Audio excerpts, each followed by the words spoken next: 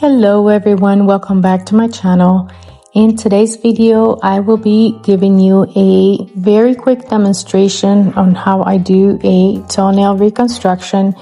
In this case is another case of onycholysis. This client of mine was not looking forward to doing this procedure, but it had to be done. So she was just worried about pain, but she actually did not feel any pain at all. This procedure is not supposed to be painful. It is a bit uncomfortable in the part where we trim and clip the damaged toenail. I hope that you guys enjoy. Like this video, share and subscribe if you haven't already, if you like contents like this. Thank you so much for watching.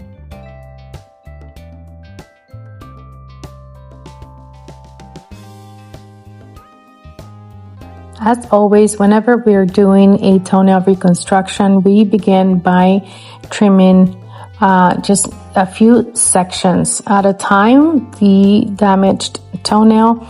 If you want to know what a onycholysis really is, I talk about onycholysis and what to do and how to do the procedure in depth in another video that I recently posted about toenail reconstruction on a onycholysis case. I would encourage you to watch that video from beginning to end because every piece of information is crucial and it's important if you are planning on doing this on a client. Nevertheless, I will be linking my other onycholysis case video somewhere in this video or in the description box below. Also, to give you a definition of onycholysis, pretty much onycholysis is when there's detachment of the nail bed to the nail plate. And that can be caused by hard products that are applied on the nail. So for example, polygel or acrylic, and basically there is no flexibility. So when the toenail hits something, then it is not going to be flexible, therefore it's going to break and it's going to cause that separation. I strongly encourage, if you have been doing any hard products on your toenails, I strongly encourage you not to do that. It is very dangerous for your toenails. You can actually even bleed because since it's not flexible, the toenail can even break and you might bleed.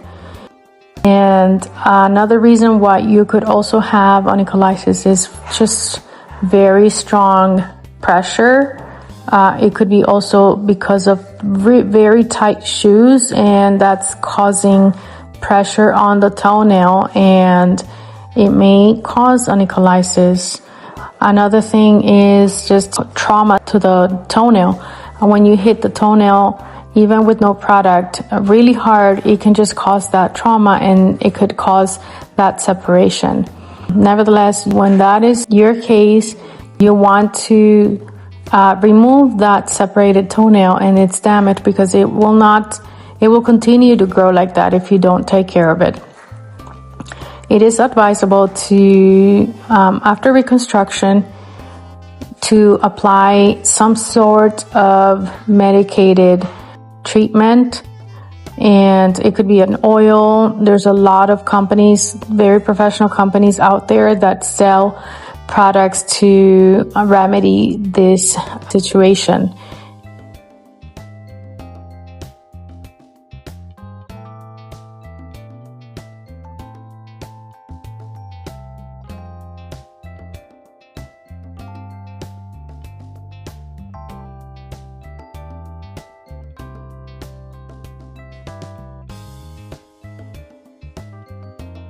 I forgot to mention another reason why this happens as well is the malfunction of the electric file, the e-file from the nail tech.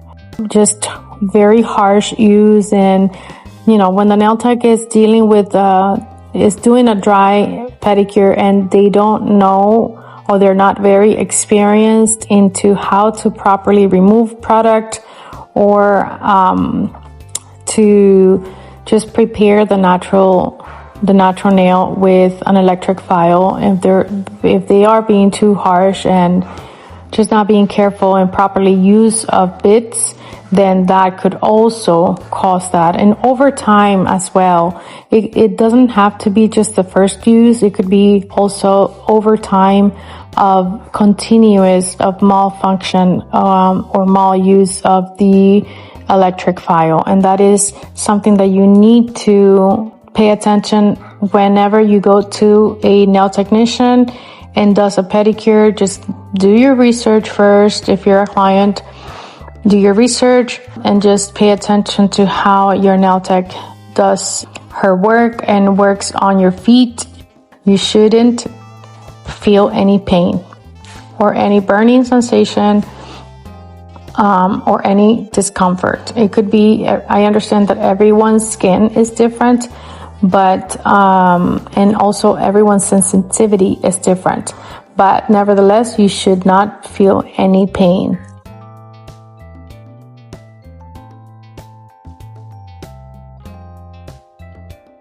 And here's a safety pro tip: every time you insert a bit into the e-file, always make sure that it is securely placed and that you have locked it in properly.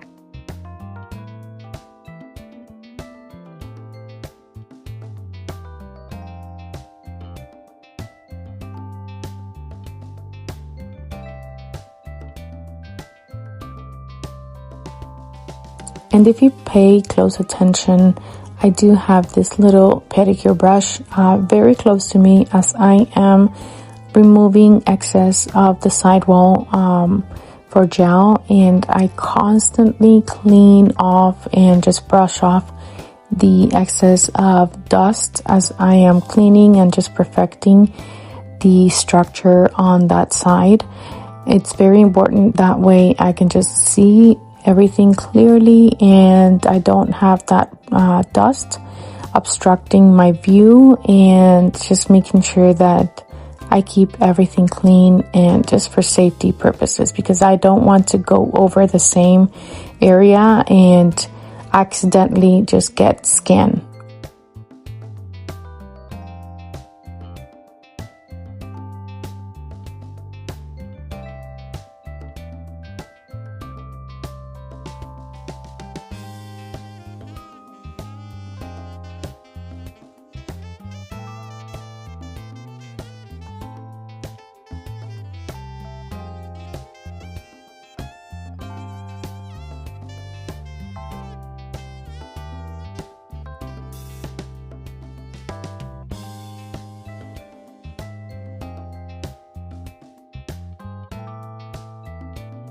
After cleaning and dusting off, this is how the nail looks like after reconstruction.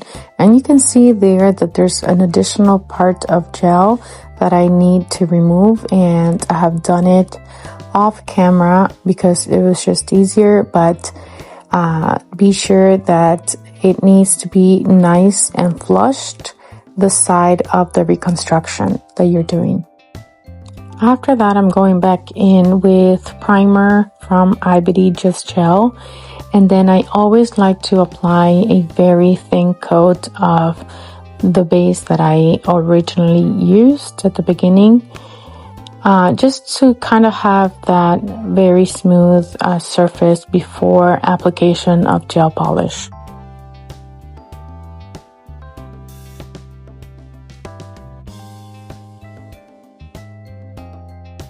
After curing the base coat for 60 seconds, then I go in with this beautiful pink cat eye polish, and I go in with the first coat, cure that, and then go in with a second coat, and then that's when I go in and create the magnet effect.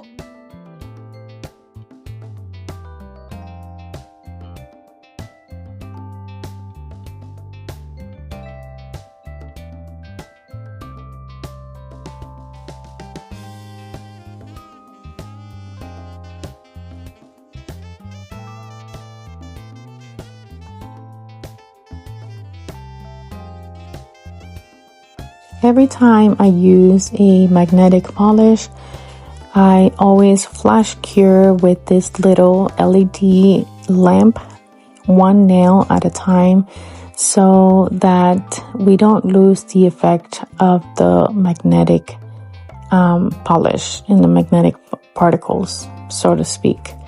And then I flash cure all 5 toenails for a full 60 seconds.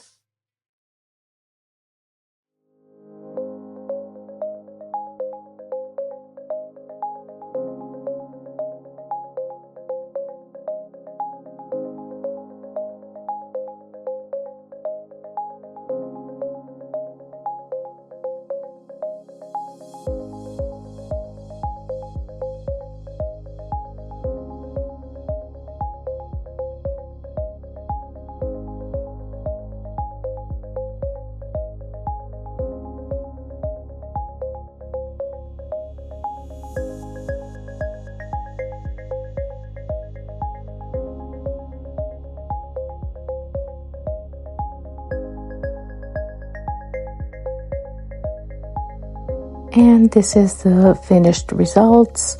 I really do hope that you learned something with each and every single one of my videos. Thank you so much for watching, and I will see you on my next one. Bye!